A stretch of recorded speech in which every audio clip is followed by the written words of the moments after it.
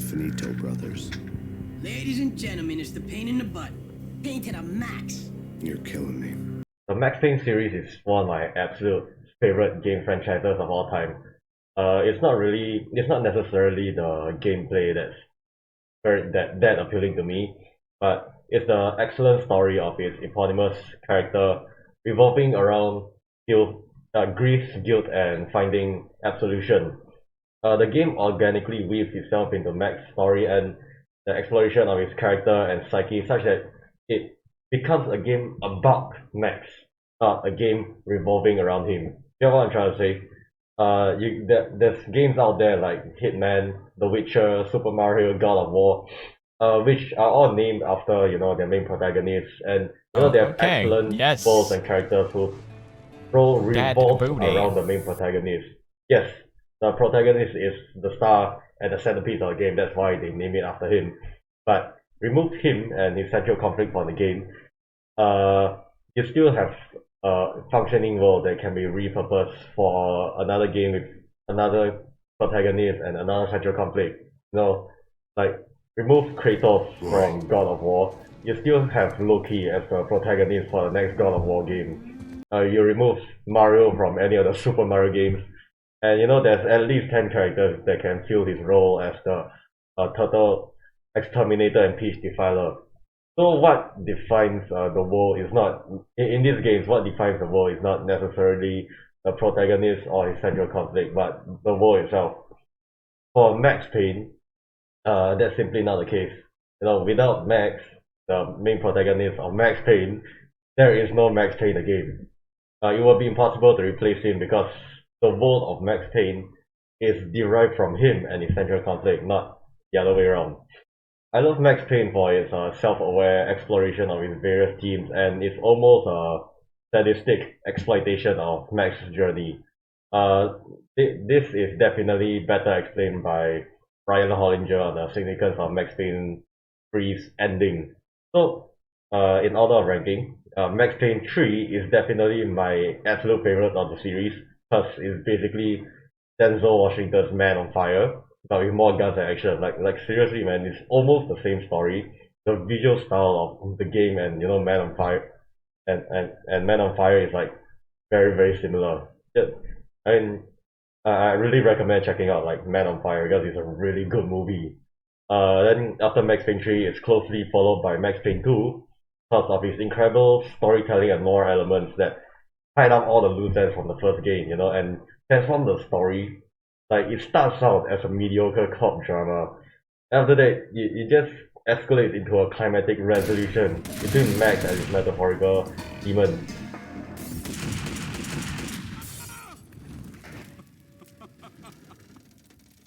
That was Max, dearest of all my friends. I was supposed to be the hero.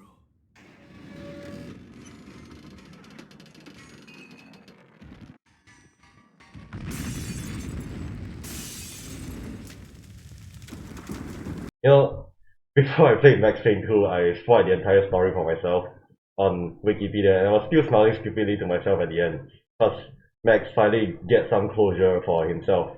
It's not, he doesn't learn to forgive himself, but at least he's learned to stop fighting against his own fate. Now, like all my loves, she is mine forever. Yeah. That's not to say that I hate the first game. It's not a bad game. But sometimes brain dead enemy placement, and sometimes sometimes the difficulty gets really unfair in some places.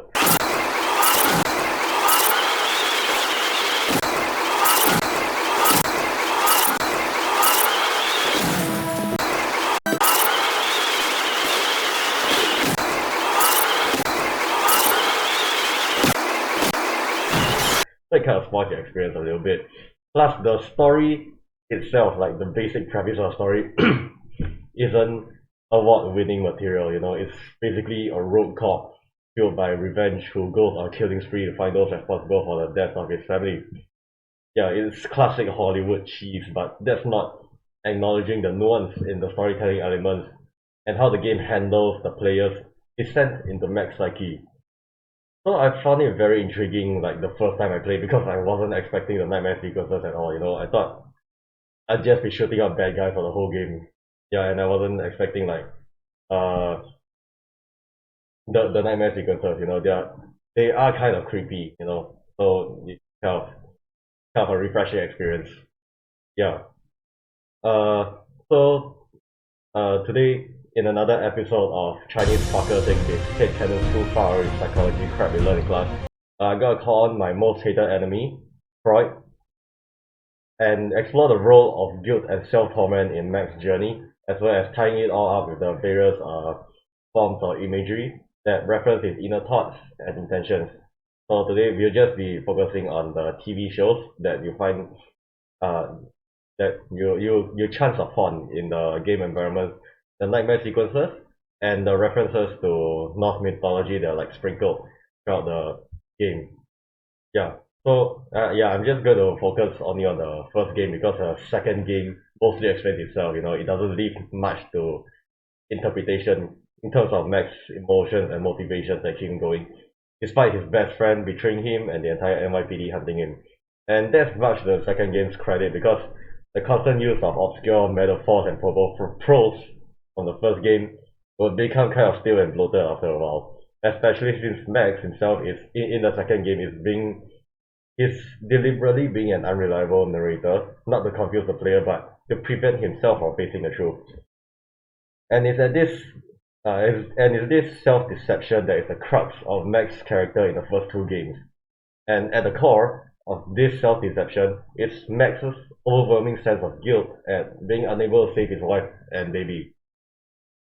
So before we get into that, I'll give you a quick summary of ego functions in relation to guilt.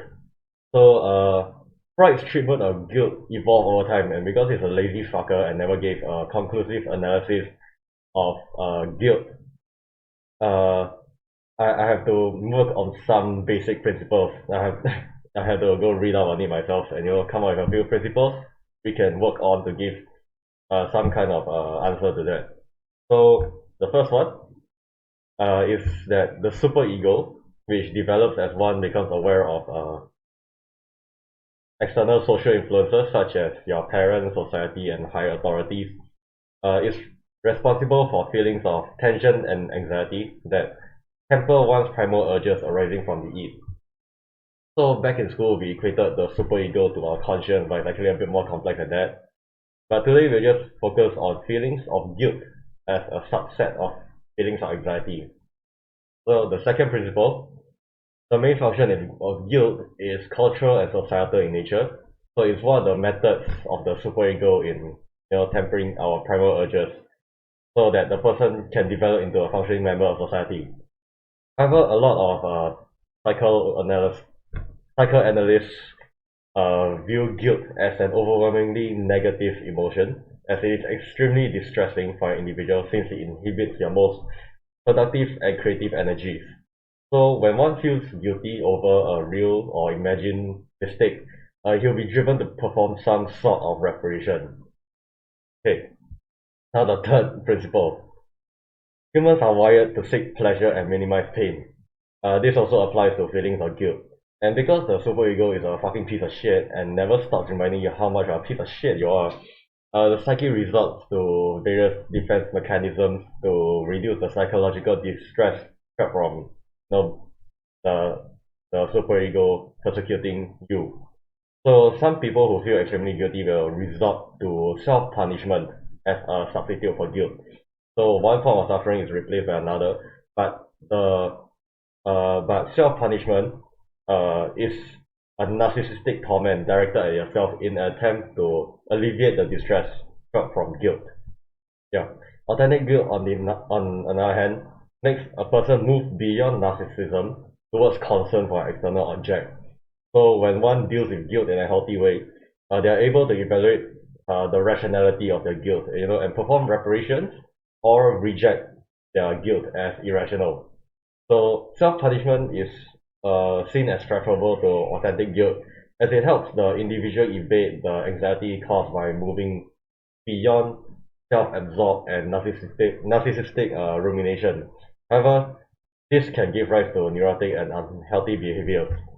So you can see where I'm already going with this. Let's watch the prologue level of the game first.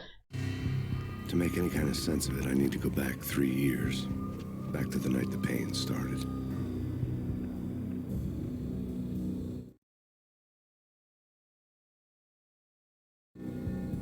I was still on the force back then. NYPD, Manhattan, Midtown North Precinct, Hell's Kitchen. So when are you coming to work for me, Detective Payne?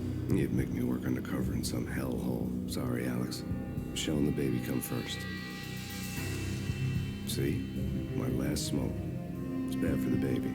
That's you, Max. A regular Boy Scout. See, Alex? Still on for poker Thursday night, right? Like taking candy from a baby. Life was good. Sun setting on a sweet summer's day. Smell of freshly mowed lawns. Sounds of children playing. A house across the river on the Jersey side. Beautiful wife and a baby girl. The American dream come true. Honey, I'm home. But dreams have a nasty habit of going bad when you're not looking. The sun went down with practiced bravado. Twilight crawled across the sky, laden with foreboding.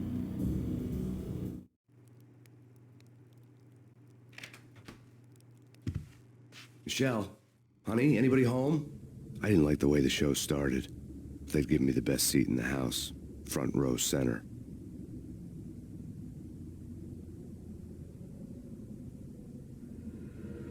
What the hell? Something ugly had been tattooed on the wall, a map of things to come. It was a poison syringe, a magic tag full of diabolical meanings.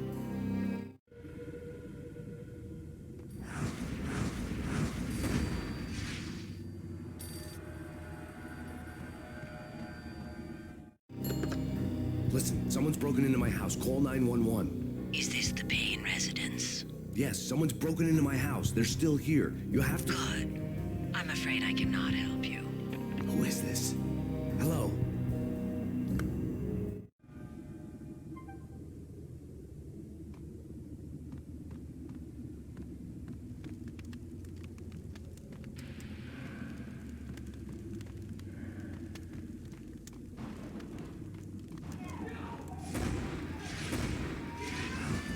Michelle!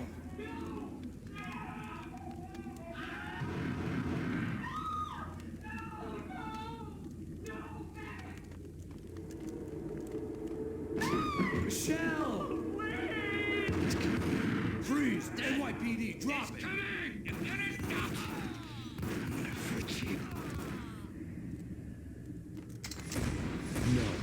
No, please, God, no.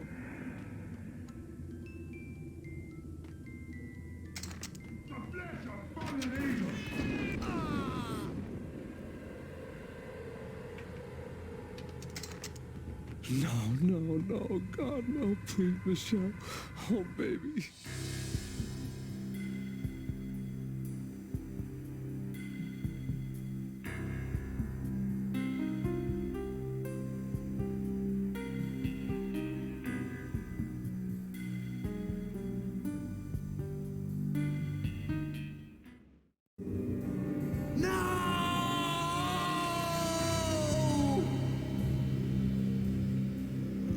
That was 3 years ago.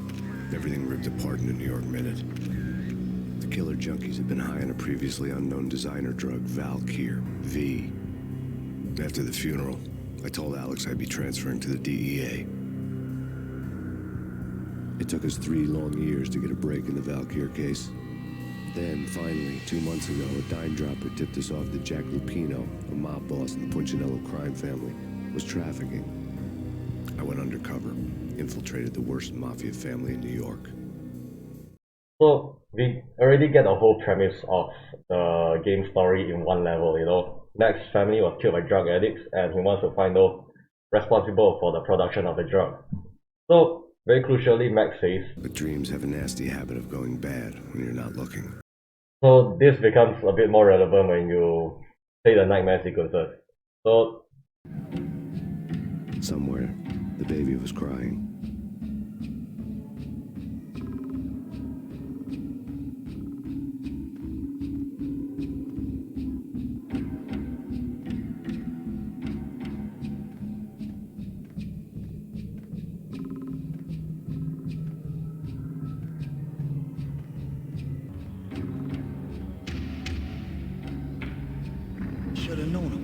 find you snoring next to Lupino's corpse. A comedian, huh?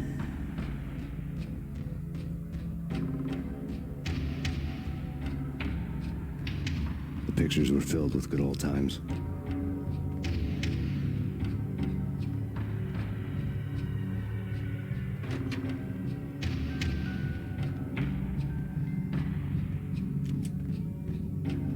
I really love to watch cartoons. Captain Baseball.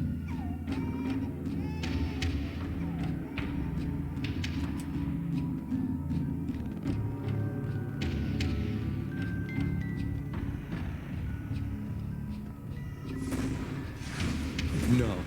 No, no, please, God, no.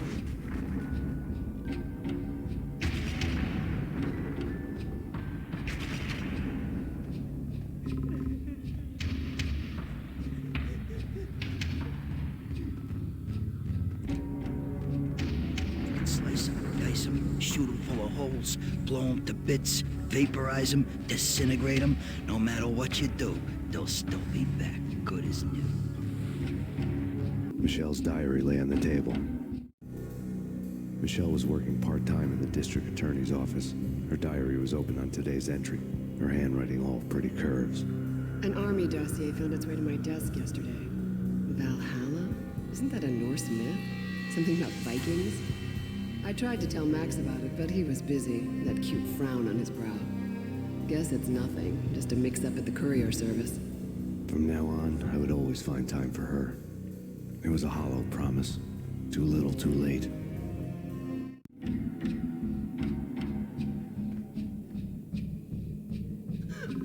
Max, no, please, Max!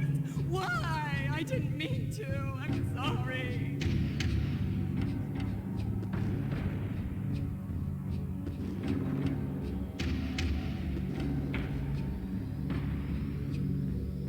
Murderer! You killed her! Nothing like that ever happens in the real world.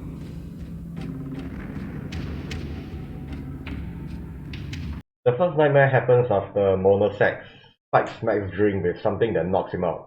So we don't know this at first, but judging from the green spiral effects, it's probably the same drug that he's been tracing, Valkyr. So he slips into his own personal hell where he's forced to relive the events leading up to his family's death. But with an added personal twist to it. Now there are long twisting corridors and additional environmental clues that weren't there before. So next is following a blood trail towards the inevitable discovery of his dead baby. Max finds his wife's diary, which mentions an army dossier involving Norse mythology. So he probably found it right after their murders, which is why he makes that hollow promise. From now on I'll find time for her. And right after that, Max sees himself shooting his wife while she's crying and begging for her life. So it's pretty obvious what this entire nightmare sequence means. Max feels guilty for not being at home to prevent the murders, and for not spending more time with his wife to discuss that army dossier. And that dossier actually becomes more relevant later on. Gentlemen, we're done here. Take me to Cold Steel. She had just given me an OD of Valkyr. I could feel green fire eating my brains. They turned to steam. They did a fade on me. I'd never had a chance. The witch had got me just as sure as if she put a gun to my head and pulled the trigger. The shadows rushed me, bruised mugshot faces hungry for revenge. They knew my weak spots and closed in for the kill. The floor turned into a vortex of green blood. I fell. The flesH of fallen angels.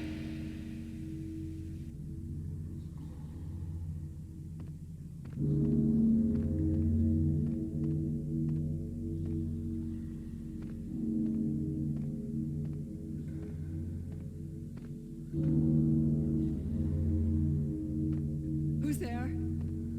Max? Max, is that you?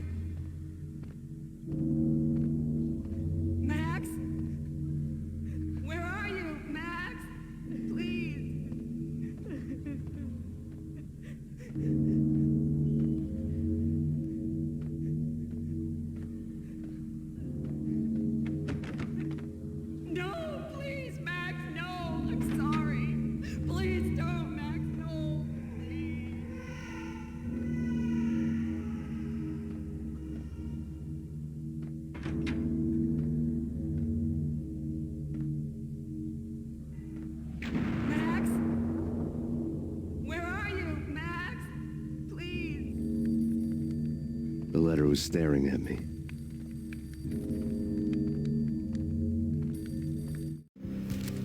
There was something disturbingly familiar about the letter before me. The handwriting was all pretty curves. You're in a graphic novel. The truth split my skull open, a glaring green light washing the lies away. All of my past was just fragmented still shots, words hanging in the air like balloons. I was in a graphic novel. Funny as hell. It was the most horrible thing I could think of.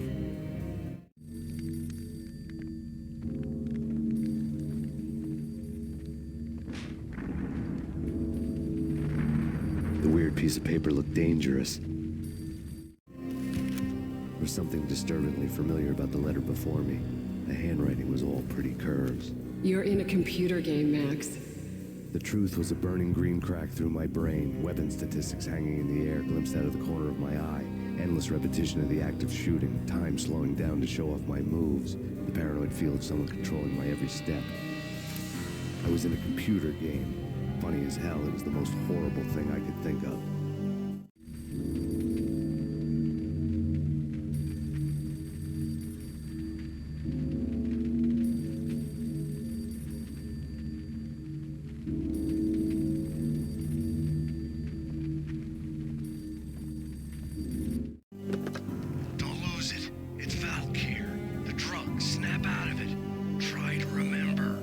It was a bad line in a prank call, someone spouting insane babble. I couldn't make sense of it.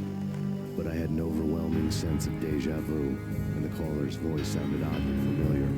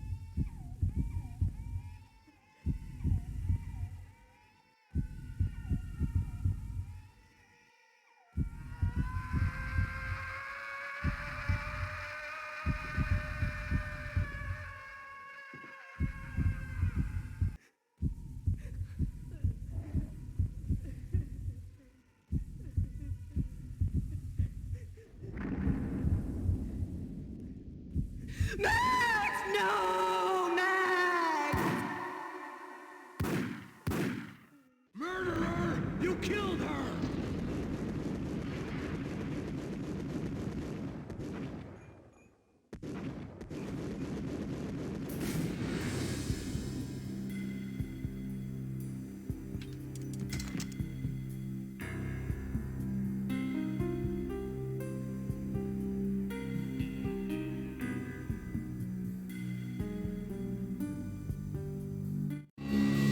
Max, something happened at the office today. A strange memo. Something about Vikings. Honey, I gotta run. You can tell me all about it this evening. Have a nice day, darling. The bullet holes were rubies on her chest, blood glowing on her ivory skin. She was so beautiful. The killer was smiling. The flesh of fallen angels. So the second nightmare happens after the CEO of Asia Corporation, Nicole Horn, gives Max a lethal overdose of Valkyr. Max suddenly gains the power to break the fourth wall, and the imagery in this particular nightmare becomes a lot more sinister. You know, there are candles all over the house and around his baby's crib. And during the blood trail puzzle, his baby is constantly crying and screams angrily from time to time. Actually, it's not time to time. It's when you take. It's when you're in the wrong direction. and that's how I get past that puzzle all the time. At the very end, Max confronts himself and shoots his wife's killer, him. Then we get a confirmation over his source of guilt. He should have stayed longer, he should have talked about that dossier, maybe he could have then done something to prevent the tragedy. So in his mind, he directly killed his family by not staying behind for that extra few minutes. So in that memory, Max has a double, who is smiling gleefully for sharing the death of his wife at his own hands. The flesH of fallen angels, he says. Now, have I heard that phrase before?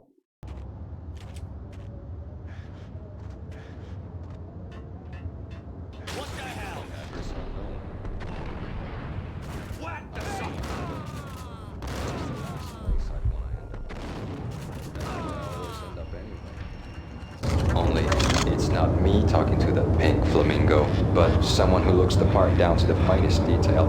Except that he's evil. I'm hiding in the shadows, watching it all unfold. The flamingo speaks. He can speak here. It says, "Mirrors are more fun than television." That's, mirrors are more fun than television. Somehow I know this, just don't ask me how. And I, not me, but my double, nods and smirks at this, like it was the funniest thing in the world. And then something goes wrong, and suddenly they know I'm there, hiding behind them, and they both turn to look at me with cold eyes. And the flamingo speaks again.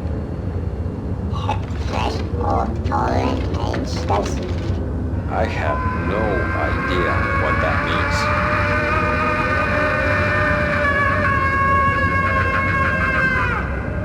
And that's when I always wake up to my own scream, in that brightly lit white hospital room, strapped to my bed.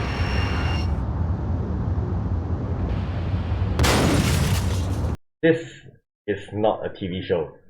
Just like the Pink Flamingo says, mirrors are more fun than television. The in-vote TV shows are definitely more fleshed out in the second game, where they directly mirror Max's inner thoughts and fantasies, but out of all the shows in the first game, Address Unknown is the most significant one. It directly references Max's nightmares and the existence of his double, an evil man who wishes to harm Max. So, the Pink Flamingo is a creepy little fucker who represents Max's self-awareness, and that's why in the second game I actually jumped and was following me in the mirror in the funhouse level. The flesH. The flesH. I think I died. I think I'm dead. I don't know. I don't know.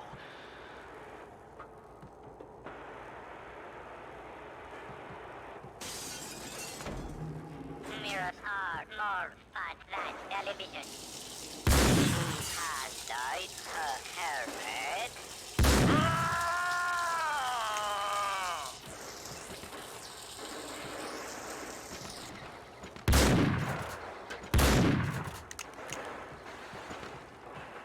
And that's why his double laughs so hard when he says mirrors are more fun than television.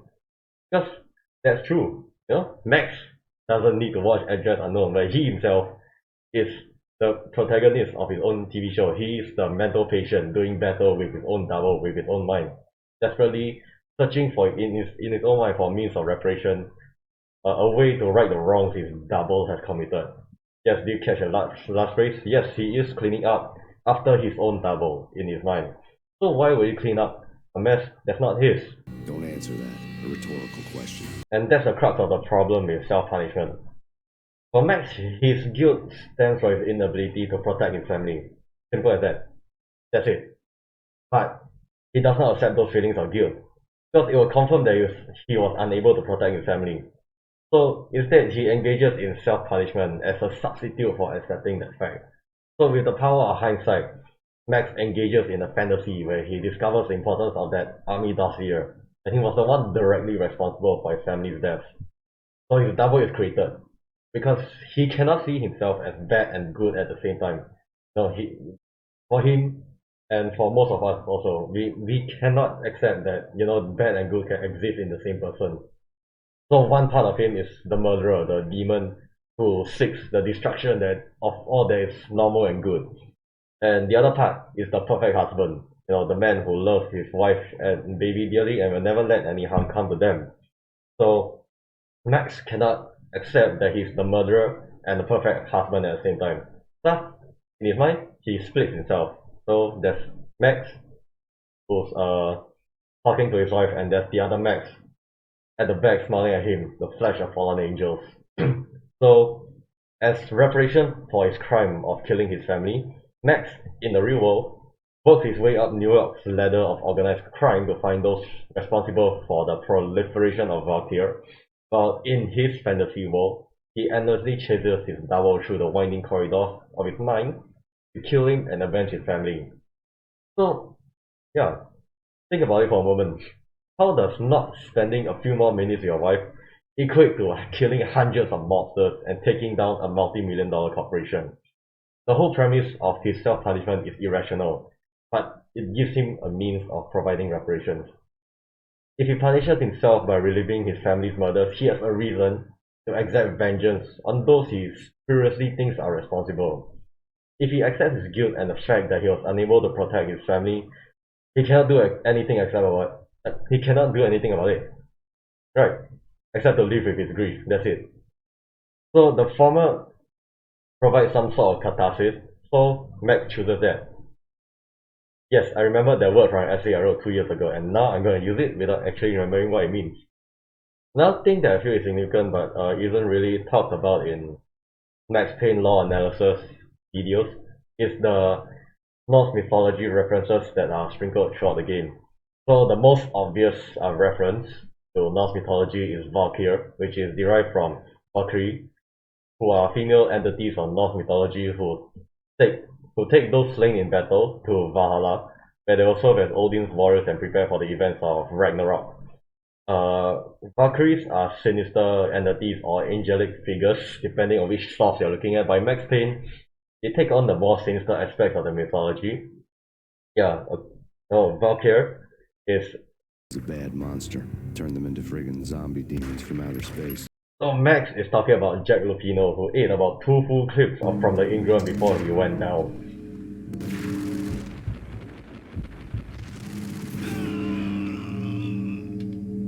The entire Ragnarok level is where the Norse mythology references kind of like pile up together. I mean, the club itself is called Ragnarok, in reference to Ragnarok, a series of eschatological events that describe the end of the Norse world. It's quite fitting for the setting though, since there's a massive snowstorm outside, and I could see how somebody impressionable might get it into their head that we were at the end of time. So Jack himself is completely insane, coked up with Valkyr, and obsessed with satanic rituals and the afterlife. When we enter Jack's inner sanctum, we see that he has been conducting rituals dedicated to various demons and gods in exchange for power. Most significantly, he equates himself to an entity who will destroy the world in an apocalyptic event. Mythic wolves, let loose to devour the sun and the moon. Lupino is the wolf. I'm Mr. Beast. This is $1,000 chocolate. I'm the end of the world man, wearing the flesh of fallen angels. Yeah, Fenris is a giant wolf in Norse mythology who will do battle with Odin during the events of Ragnarok and eventually devour him whole. So Jack has embraced an identity that revolves around destruction and the desecration of purity and sanctity, all that good stuff. So when we finally meet him in person, he seems something very familiar. I'd known there'd have to be a catch in it somewhere, and this one was the Empire State Building of catches. Lupino was pumped up and dying to go 15 rounds with a mutant alligator. And then he started this spooky monkey talk, straight from a bad dream. Mine. I have tasted the flesh of fallen angels. So, it can't be that Max is an edgelord and starts to incorporate cool things other people say into his own fantasies, since the Pink Flamingo also says that line, way before we enter the Ragnarok level. But we should focus less on when he came to learn of that phrase and focus on its relevance to Max. So Jack says he wears and has tasted the flesh of fallen angels. For Jack, it's just random edgy shit that he's saying in his drug-induced haze. But for Max, it goes way beyond that. So Jack is the epitome of the Valkyr super soldier, And when he mentions the flesh of fallen angels, Max can possibly equate him to the big bad of all the Valkyrie addicts out there, including ones that killed his family. So there is that very spurious correlation. It's Valkyrie that caused Max personal apocalypse. Yeah, I'm really going out on a limb here.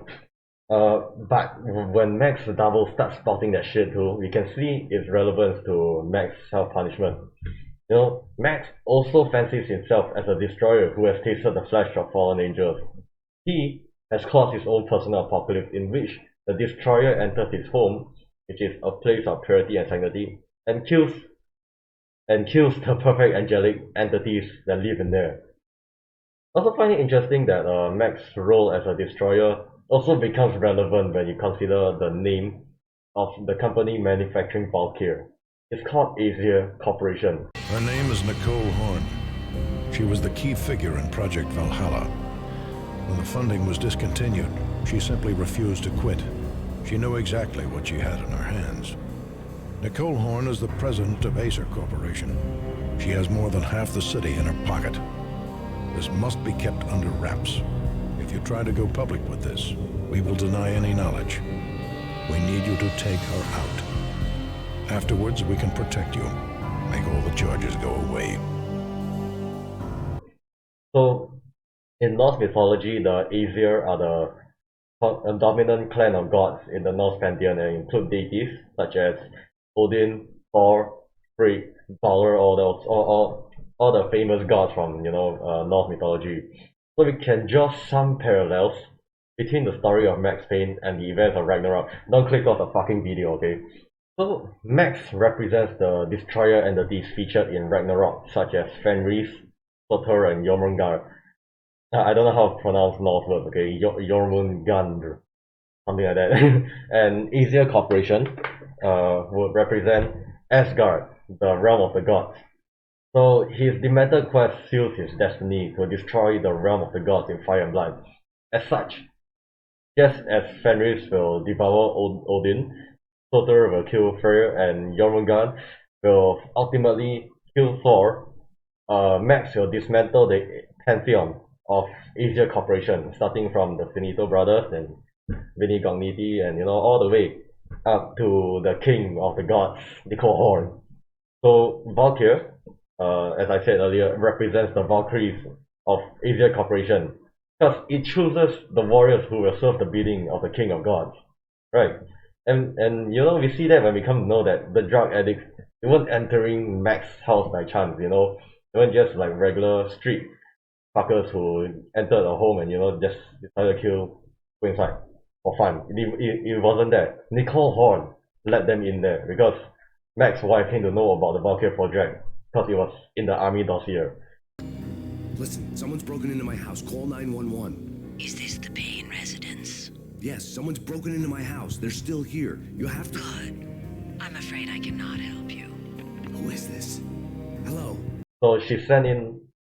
So like in a way, she sent in her chosen warriors to do her bidding. To destroy the destroyer. To prevent the events of Ragnarok. Just like how Odin bound Fenris in chains. And Thor regularly shoves Jormungandr in a locker and rifles through his pockets for loose change.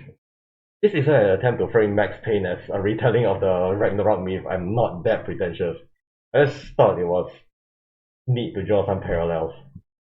Also, Alfred Woden's surname is a version of Odin's name in a wider Germanic mythology originating from the Proto-Germanic word Wodanus. So Odin is the god of many things, including wisdom, knowledge, and magic. And Alfred Woden kind of fits his namesake because he seems like the ultimate mastermind behind all the events of the game. Yeah, it is confirmed in the second game. Yes, he was the ultimate mastermind. Also, Alfred has one eye, just like Odin. So yeah, nice touch. So in the end, Max kills Nicole Horn by collapsing a radio tower on a helicopter. The sky starts to clear up, and Max is a bit closer to heaven. In this panel, he has a genuine smile instead of the snarky and sarcastic smirk that has been giving us the whole game. Out of all the chaos he has caused, there were only two winners, Alfred Woden and Max. Again, another parallel to Ragnarok. After the destruction of the gods and their realms, a new battle world rises from the ruins of the fallen world. Max's quest for vengeance has resulted in a slightly better world for Max. At the very least, he has made reparations for his crime, and he has satisfied his primal urge for revenge, absolving himself of all wrongs, even just for the moment.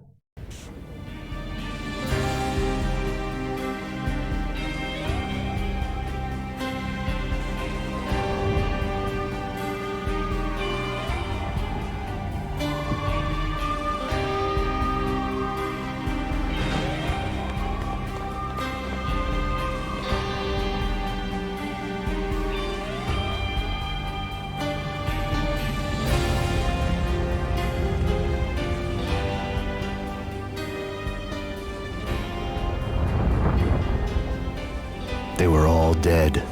The final gunshot was an exclamation mark to everything that had led to this point. I released my finger from the trigger. And then it was all over. The storm seemed to lose its frenzy. The ragged clouds gave way to the stars above. Max Payne, this is Deputy Chief Jim Bravura from the NYPD. We've got the building surrounded. Throw down your weapons and lie down with your hands behind your head. A bit closer to heaven.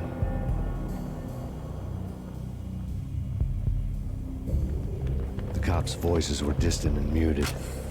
Freeze! NYPD! Hold it right there! My ghosts released me from their haunting. Down below, New York City glittered like diamonds on black velvet. You gave us one hell of a ride. Take him down to Central Booking.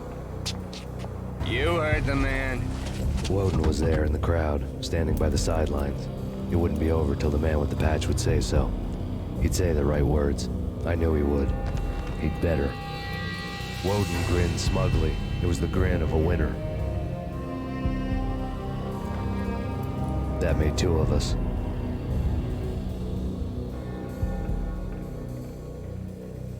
So that's it for my analysis on Max Payne. I know it's possible to apply psychoanalytic theory to like any fucking form of media out there, but I was just playing the game. I mean, it's my fifth time playing the game again, and you know, it just all clicked in my head. So I hope this video makes sense in the end, and I didn't bore you to death. And I'll provide my sources to my information on guild in the description. So thanks for watching another law analysis video, and I'll see you in the next one. Bye bye.